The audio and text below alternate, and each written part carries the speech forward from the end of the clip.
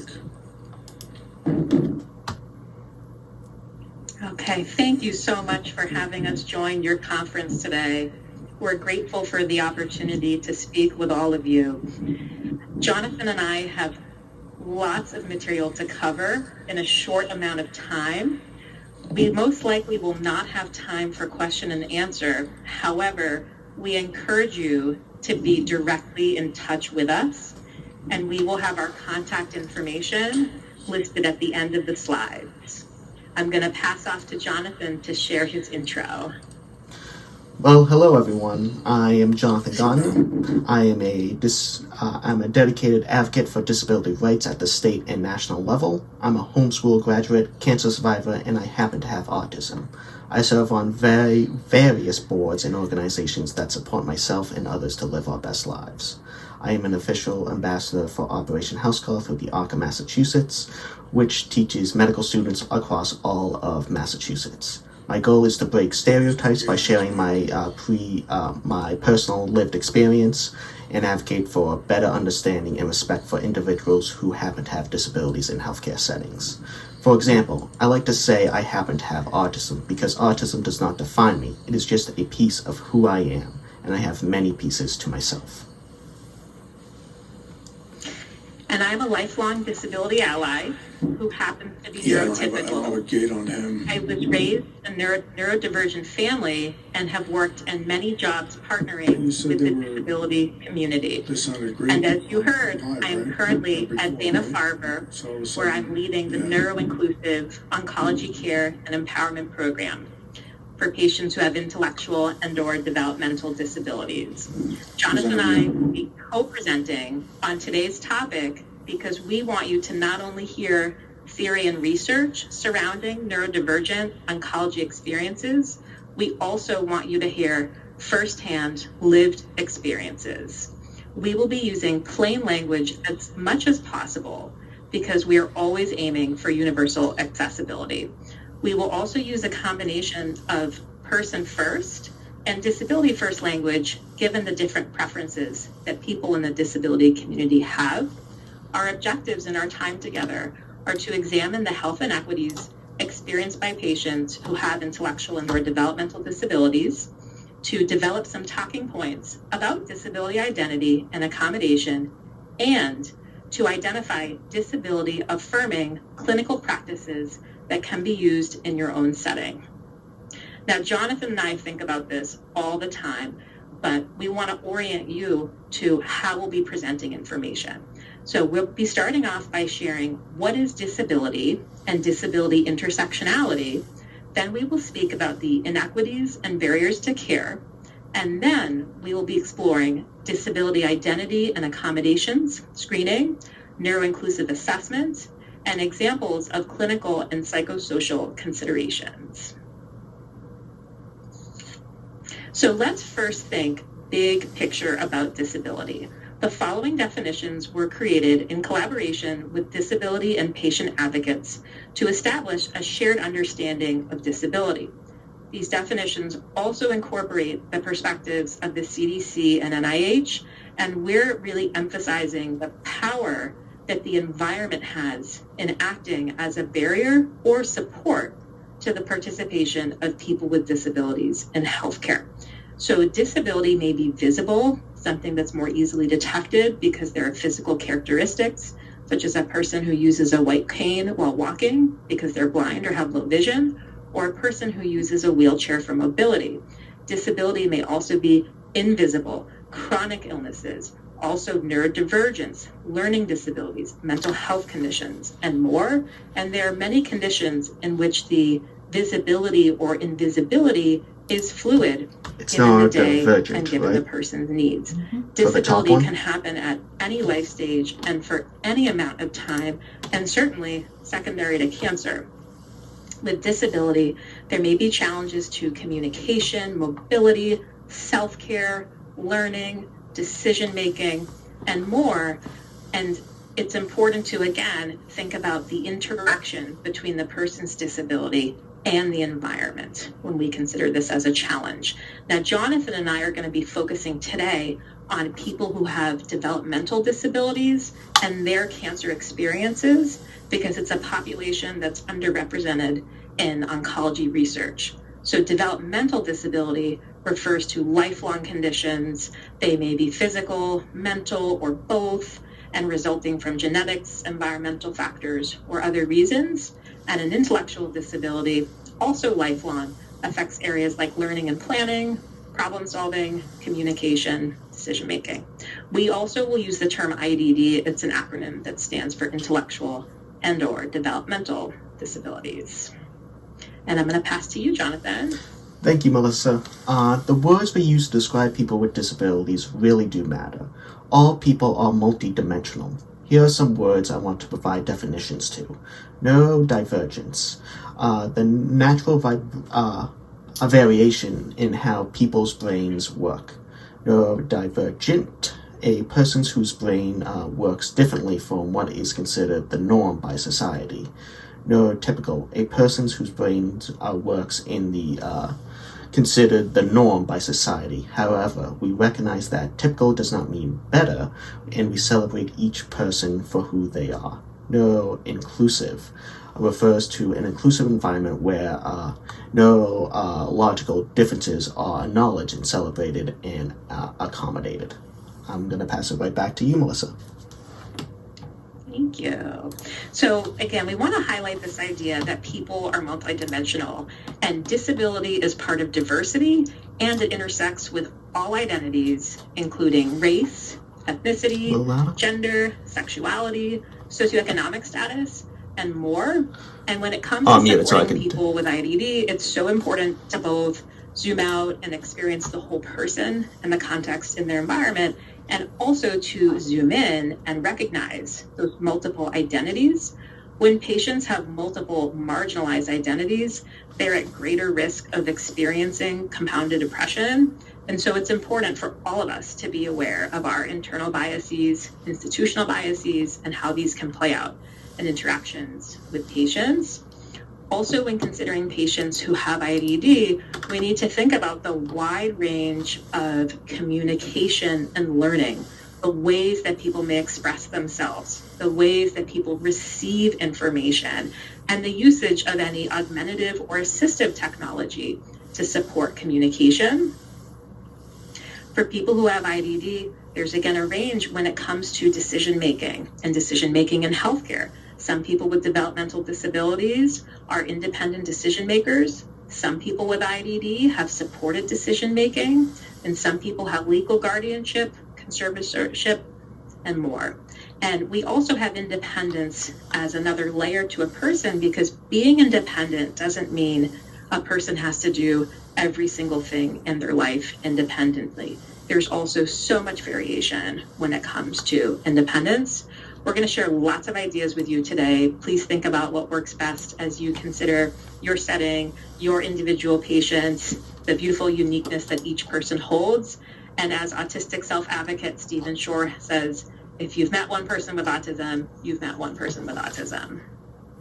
So I'd like to share some research. Now, there's limited research, but what is out there shows, in comparison with cancer patients who do not have IDD, cancer patients who do have IDD are screened for cancer at lower rates, are diagnosed at more advanced stages, experience delays to treatment. This is not only at the start of treatment, it's throughout the whole continuum, experience increased likelihood of adverse medical events, have poor pain management, and have been found to be more likely to die from certain cancers, such as breast, lung, and colorectal.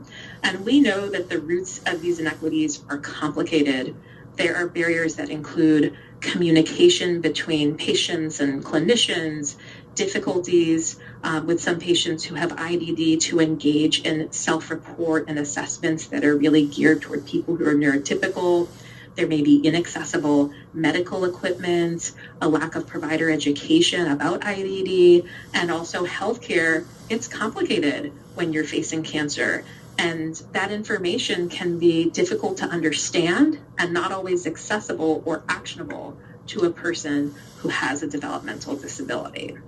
And I'm going to pass to Jonathan, who will share some stories about his experience. Thank you, Melissa. So, I was diagnosed with cancer when I was 18 years old. When I was not feeling well, I went to many healthcare providers trying to figure out why I was having pain in my leg. There were a few medical professionals that dismissed me because they saw that I was autistic over a human being in pain. They did not talk to me even when my mom would redirect them to me. One even told my mom to bring me to a psychiatrist because they thought the pain was all in my head. It was not until we found a doctor who looked me straight in the eyes and told me she did not know what was wrong with me, but was going to find out. She listened to me and validated my concerns, which built trust with me. And she was the one that got me the MRIs that eventually led to a biopsy that confirmed I had Ewing sarcoma. I was treated at Massachusetts General Hospital Sarcoma Department in Boston, Massachusetts. I have been consulting with Dana-Farber's Neuro-Inclusive program as they develop their specific care for people who have IDD.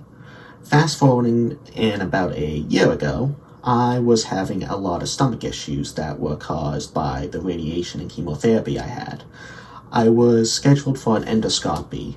Days before the procedure, my mom received a call saying it needed to be rescheduled at a hospital instead of a clinic it was scheduled at, and that this could take months to book.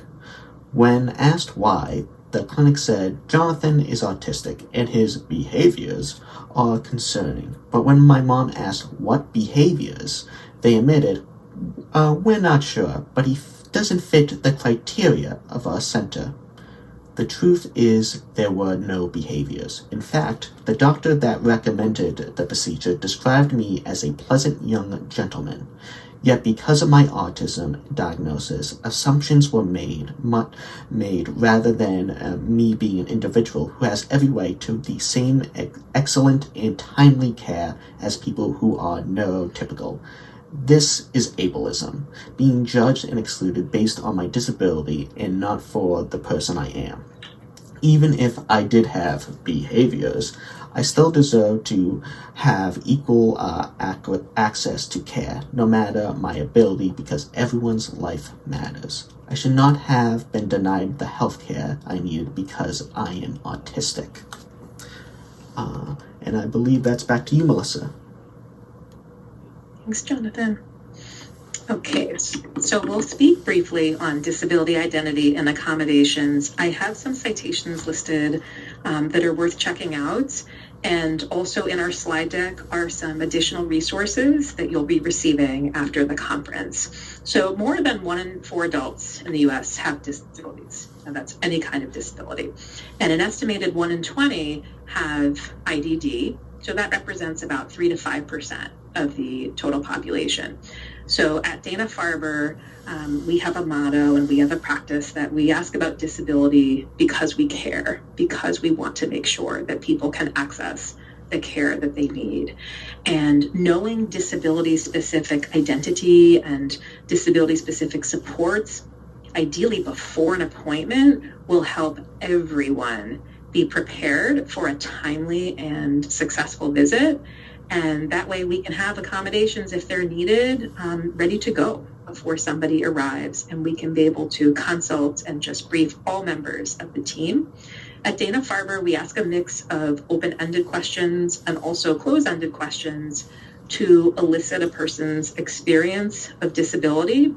And when we talk to folks about different disability identities, we have some examples. So those are autism, neurodivergent, blind, low vision, cognitive learning, deaf, hard of hearing, mental health, physical mobility, speech, communication, and then we also have some free text options so that people who have different ways that they report their disability can also have that in their electronic chart. The accommodations that we provide may include physical accessibility, accessible medical diagnostic equipment, making communication in all forms easy to understand, and making reasonable modifications to policies, practices, and procedures. And so again, if you would like to speak further about any of this or be provided with the resources that we're using, feel free to be in touch after the presentation. So working with our disability community and advocates, I created a neuro-inclusive assessment. And this is an assessment that our social work department asks of patients who have IDD, and it's in addition to our overall biopsychosocial assessments. With the neuro-inclusive piece, it's an opportunity for us to really better understand what communication looks like, sounds like, feels like, and what learning is like for our patients who are neurodivergent. It also gives us a chance to dive deeper into decision-making, into personal strengths and interests. Often we can tie in those strengths and interests into stories, into visual aids that can help people be able to cope with treatment procedures and more. We also have a section all about disability identity, the language that the team is both using out loud with patients and also in writing. And we spend a good chunk of time on exploring sensory likes, light, sound, smell, temperature, dislikes, and triggers, because there are parts of the hospital environment that we can be able to make modifications. There's also some parts that we're not able to structurally do. And in that case, we want to be proactive and identify coping strategies to cope with these kind of sensory triggers.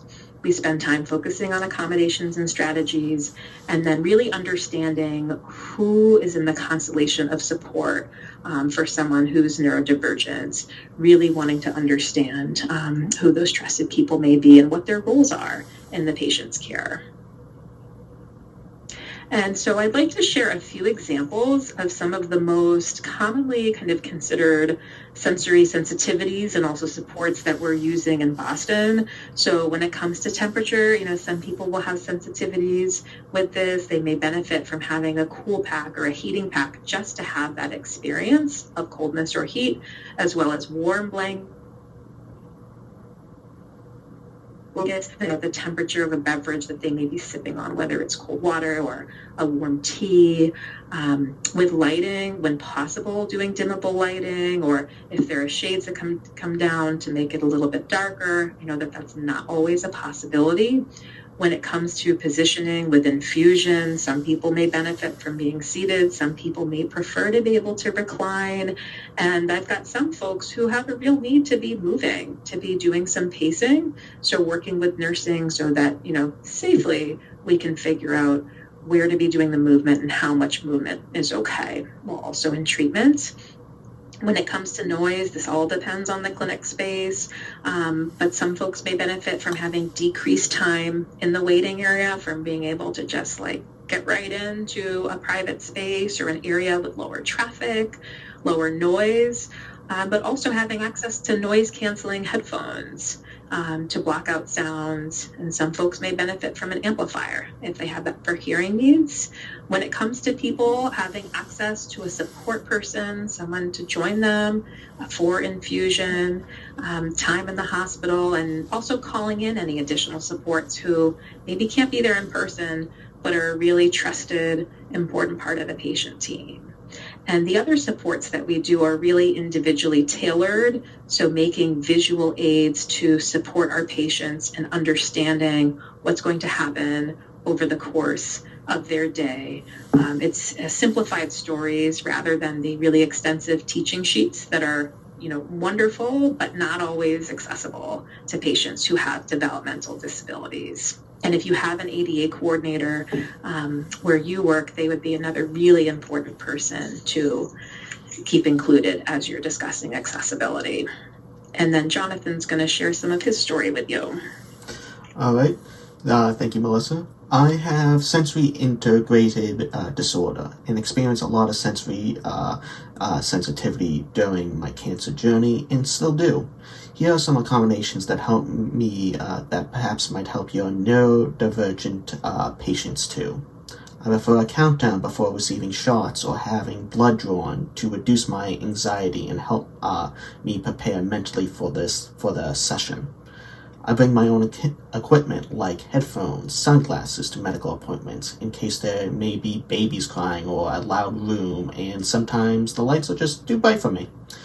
I may need to pace around the room to process information. This helps me not to feel so overwhelmed and helps me to process.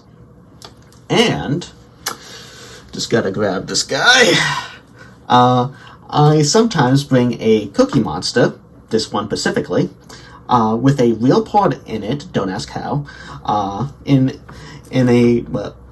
to some of my visits to help me with emotional support, besides my support people that come with me. Oh, and the port's like right here. One sec. But back to communication. Building trust and rapport with me as a patient is extremely important. How can I trust you with my life if I don't feel comfortable and understand what you're going to do to me? When I first met my healthcare providers, I liked them to speak directly to me rather than communicating only with my mom. My mom is my support person and I am the patient. Even if I cannot verbally communicate, it is important to talk directly to the patient while respecting the voice of the caregiver. This builds trust and relationships. Next slide, please. When healthcare providers can adapt their communication to improve understanding and comfort, it makes it a much easier appointment, I believe, for everyone. For example, I found the traditional smiley face pain chart confusing, but my nurse Christina adapted the scale based on how long I could play video games, for example. Nurse Christina took my interest and made an individual medical tool for my specific needs so that I could better understand and communicate my pain levels. Nurse Christina did this through my cancer journey and continues to do it for me in my recovery. She uses my interest to break down the information so I can better understand it. Back to you, Melissa. All right, so I want to bring us back to our objectives, and then I want to share more about how you can continue your own learning if this is a topic that you're curious about and want to be integrating into your place. So again, our goal for today is just really touching upon the surface, being able to examine, being able to share examples of the inequities experienced by patients who have IDD, being able to share about disability identity, about what accommodations can look like for people who are neurodivergent, and for you to also be thinking about, are there disability affirming clinical practices, some perhaps that we've shared today, that may be applicable to your own setting. So again, in our slide deck, there are a few websites that are worth checking out if you would like to integrate, or perhaps you already are, which is fantastic, this idea of neuro-inclusive or disability affirming care. The Disability Equity Collaborative is really the nation's leading organization that provides evidence-based knowledge and practical solutions on disability access in healthcare. They were wonderful as we were trying to update our screening practices. Operation House Call, where Jonathan also works, is a program out of Massachusetts that teaches young medical professionals all about IDD. Lots of great resources there. And the National Roadmap for Disability Inclusive Care is fantastic. Tons of information in there, and it provides really clear goals and examples that you can take as practicing clinicians or clinicians in training. And then we have many, many, many citations that if you want to check out further, you're welcome to check out. Jonathan and I have our emails listed on this slide, and you're welcome to be in touch with us. This is something that we're really passionate about, and we know that it's going to look different depending on where you work and the size of your organization and access to resources. But there are ways that we can engage in neuro-inclusive healthcare everywhere. So if you have questions, if you have ideas, please feel free to reach out to us.